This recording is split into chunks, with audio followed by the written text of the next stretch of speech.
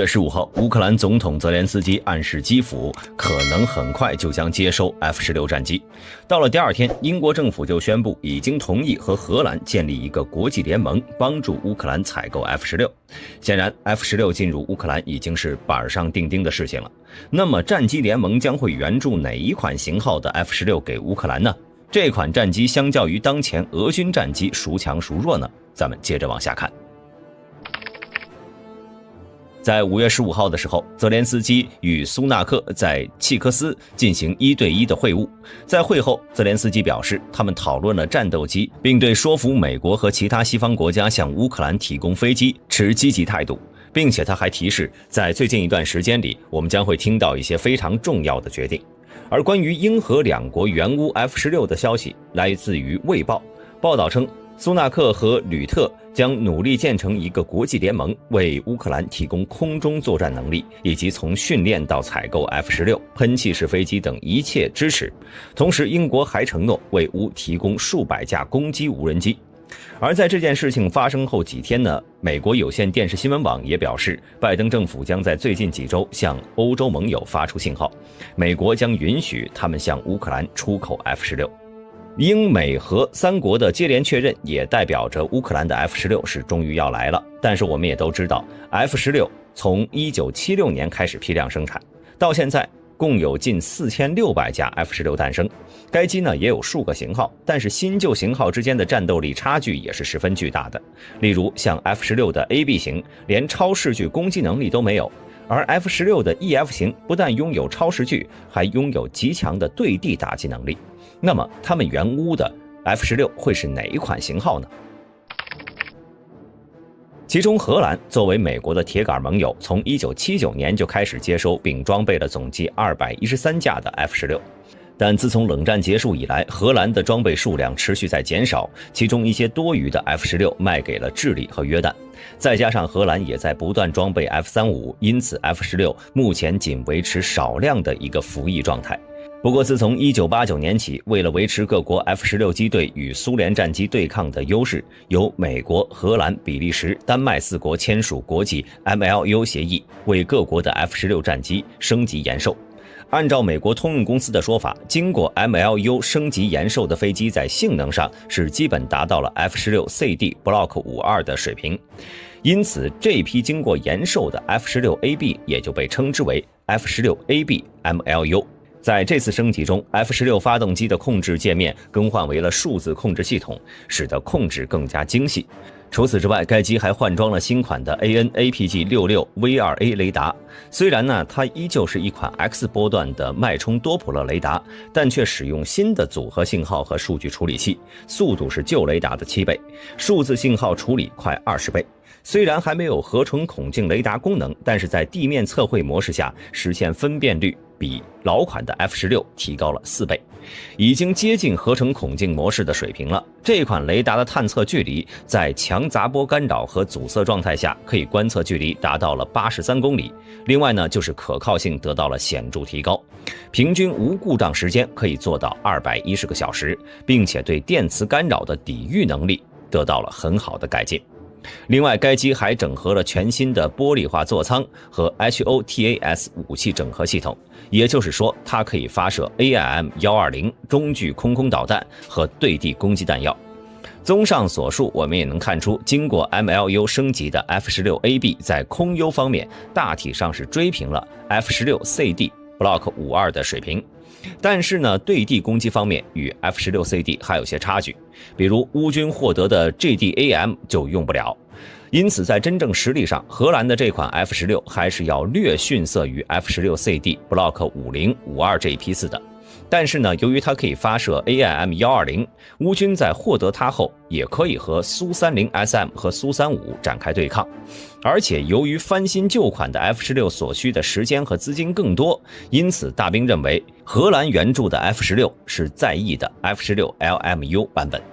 至于英国方面呢，由于其本身并没有装备 F-16战机，因此还不太好推测会为乌克兰提供哪一型号的 F-16。但仅凭以上2个国家想要撑起乌克兰的空军还是不太够的，因此大兵猜测美国在接下来也会参与到战机援助当中。相较于英荷两国的 F-16，美国方面的选择就很多了，毕竟 F-16就是自己研发的嘛。但是呢，在援助乌克兰这方面，美国还是需要在一众的型号中仔细挑选一下。毕竟要考虑到俄军的主力战机是苏30和苏35，想要压制他们夺取制空权，美军必须进行相应的针对。而巧合的是，在去年的时候，美国刚好宣布退役47架 F-16CD， 将其用于增加自家海军假想敌部队的战力。据了解，这些 F-16战机将取代海军的 VFC-13中队的老旧的 F-5N 虎2战斗机。该中队的主要职责是作为假想敌部队，专门复制敌方威胁的，以支持海军航空作战中心的发展。但计划是跟不上变化，随着乌克兰反攻的迫在眉睫，美军呢很有可能将这刚刚退役的47架战机送到乌克兰。而且由于此前美国已经宣布会将 F-16CD 的 Block 40、42以及50、52进行延寿升级，那么现在这些计划退役的 F-16应该就是 Block 30、32这个批次了。而在美军的 F-16系列中呢，F-16CD 是经过整体规划、改进设计的全新型号，性能大大提高。而 Block 30、32型号呢，则是研制于1986年。也正是从这个时候开始 ，F-16战机开始采用2种发动机，其中采用通用 F110发动机的 F-16叫做 F-16C Block 30，采用普惠 F100发动机的 F-16叫做 F-16C Block 32。这个批次的 F-16战斗机第一次具备发射 AIM-120中距空导弹的能力。对比上面的图片可以看出 F-16C Block 3032战机和 F-16C Block 25的座舱差别不大。不过由于 F110比 F100多出了2吨多的加力推力，因此也需要更大的进气口。不过最初的 Block 30进气口并没有增大。根据大兵查到的信息，美军是从 F-16C Block 30D 860262号机才开始改装为嘴巴比较大的进气口。而 Block 32呢，它的进气口和以前一样，还是小小的。虽然它采用的 F100发动机推力差了点，但是对比 F110却更为可靠。除了发动机有变化之外呢，该机相较于以往的老机型，使用了诺斯罗普格鲁曼的 AN/APG-68V 雷达，不仅增加了探测距离，而且工作模式增多，抗干扰能力也更强。该雷达的空中作战模式包括了自由搜索、上视扫描、单多目标跟踪等，最多可以跟踪10个目标。并且该机在对地作战模式中还可以提供对海、对地移动或者固定目标成像模式，而在高脉冲频率模式中可以为 AIM-7 麻雀导弹提供持续照射，算是真正的拥有了超视距空战的能力。同时该机型还使用了玻璃座舱，包括了2个座舱大型显示器， GEC 马可尼大视角平视显示器、Lantery 前视红外电视和激光制导吊舱，仙童公司的任务传输系统，其环境控制系统和电源供电容量也有改进。在武器控制软件方面 ，CD 使用了 MILSTD1760总线，具有了使用 AGM-65D 小牛空地导弹和 AIM-120先进中距空导弹的能力，并且它的火控计算机的速度也大有提高。而其他的电子设备，例如美军的 GPS、数字地形系统、模块任务计算机、自动目标管制系统等，该机呢也算是应有尽有。那么这个版本的 F-16和俄罗斯的主力战机相比，究竟谁更胜一筹？俄军当前的主力战机莫过于苏30和苏35这2款。这里呢，咱们就以俄军最强的苏35战机为例，和美军的 F-16进行空战优势对比。我们都知道，现代化空战主要还是以超视距打击为主的。想要拥有强大的超视距空战能力，先进的机载雷达和空导弹二者缺一不可。美国的 F-16无论是在雷达还是空导弹方面的性能，都是要优于俄军的苏35的。当前呢，苏35装备的雪豹翼是一款无源相控阵雷达，放在10几年前还算先进，但是现在看来已经落后了，并且该雷达继承了苏俄系雷达庞大笨重的传统，整备重量超过了1吨。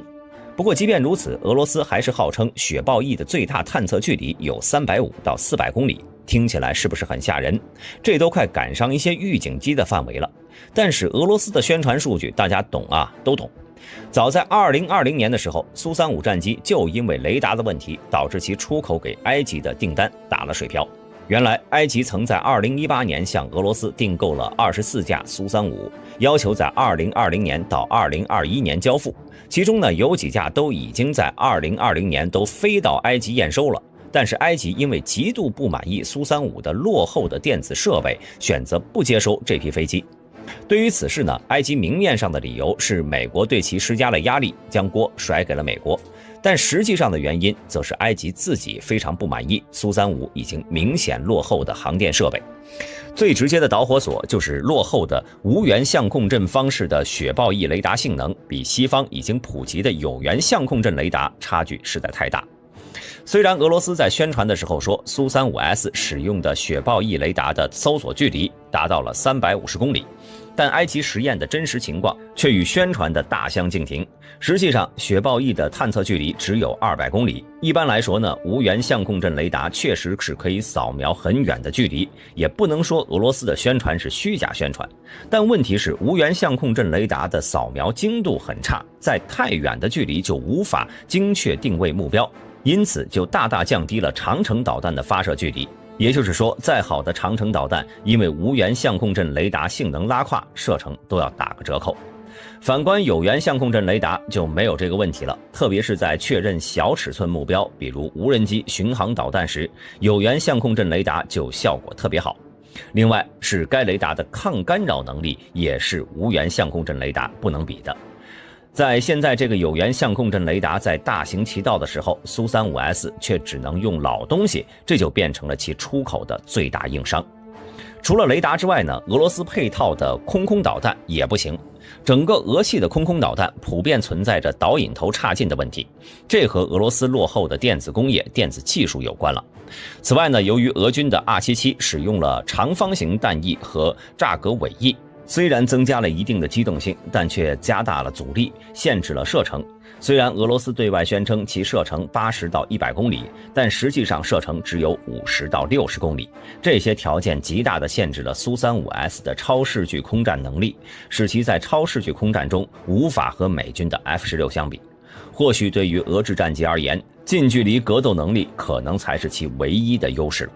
另外，对于俄军战机而言，此前被击落的那几架苏30SM 和苏35的残骸都被乌克兰得到了，这也将暴露出俄军战机的某些细节和弱点。例如，在去年9月，乌军缴获的俄军西比内电子战吊舱，目前呢，西比内系列吊舱被广泛用于苏27SM、苏30SM 和苏35战斗机的身上。如果北约能够为乌克兰提供相对应的电子干扰技术进行克制，那么这些俄军主力战机基本就只能扭头逃跑了。因此，俄军想要使用那个内外都被西方摸了个通透的主力战机来对抗即将到来的 F-16，的确是不太容易啊。大家对于各国援助的乌克兰 F-16战机这件事情都有什么看法？欢迎在下方的评论区留言。对本频道感兴趣的朋友，请点击下方的订阅按钮。我们下期再见。